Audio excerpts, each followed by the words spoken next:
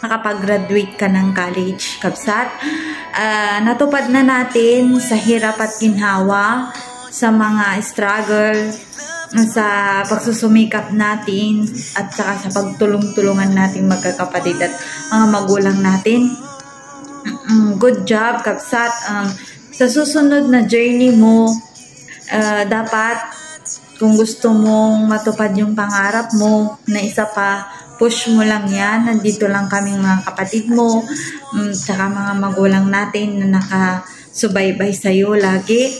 Kahit madami man tayong pinagdaanan, kahit marami kang naririnig na mga salita dyan, ng kung ano-ano, pero hindi mo yun pinatulan at nagpursigudo kang mag-aral mabuti. At iyan, nakamit mo na isang pangarap na ka na, college graduate, college degree holder ka na.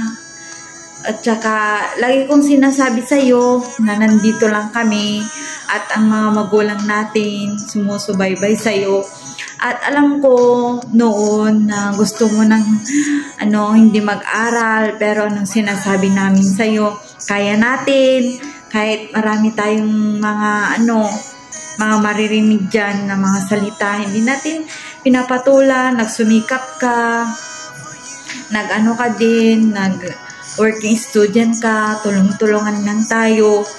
At ayan, Kabsat, ayan, graduate ka na. Huwag ka muna mag-aasawa. Magjowa ka lang, huwag ka muna mag-aasawa. Okay? Nandito lang kami na sa'yo. Sana yung mga pangarap mong sinasabi mo sa amin, matupad mo at lagi ka lang magdasal. Hayaan mo na lang kung anong mga sinasabi nila na kesyo hindi ka namin kayang pag-aralin noon, na hindi natin makakaya, pero nagtiwala tayo na kaya natin. Ngayon, college graduate ka na, electronics yung kinuha mo, nakasupport kami. Hindi mo man nakuha yung unang gusto mong course, pero dito ka nagporsigido na course, dito ka nag-graduate, dito tayo naka-struggle, lahat-lahat nandito, pero nagtulong-tulungan tayo para naka-graduate ka. Congratulations again, Kabsat. Sana huwag ka munang mag-asawa. Huwag mo nang mag-asawa, pwedeng mag-jowa. At sana tulungan mo din ang mga magulang natin kasi nga tumatanda na sila. Hindi naman na habang buhay is makakasama natin sila. So, kailangan pagpatuloy mo lang yun.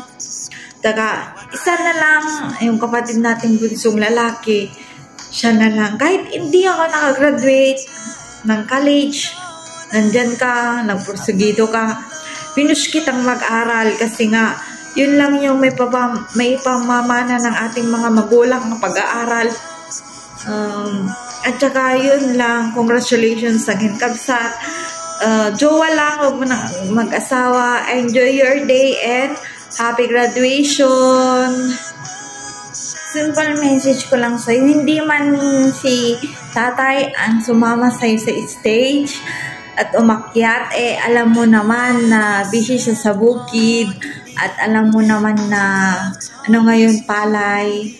Sa una si tatay naman yung kasama mo tsaka si nanay. Ngayon si nanay yung kasama mong umakyat sa stage at kapatid natin. Sana ma-appreciate mo lahat ng mga sakripisyo. Congrats again, Kabsat. Good job and keep it up to your next journey. Every time I close my eyes, you were on my mind.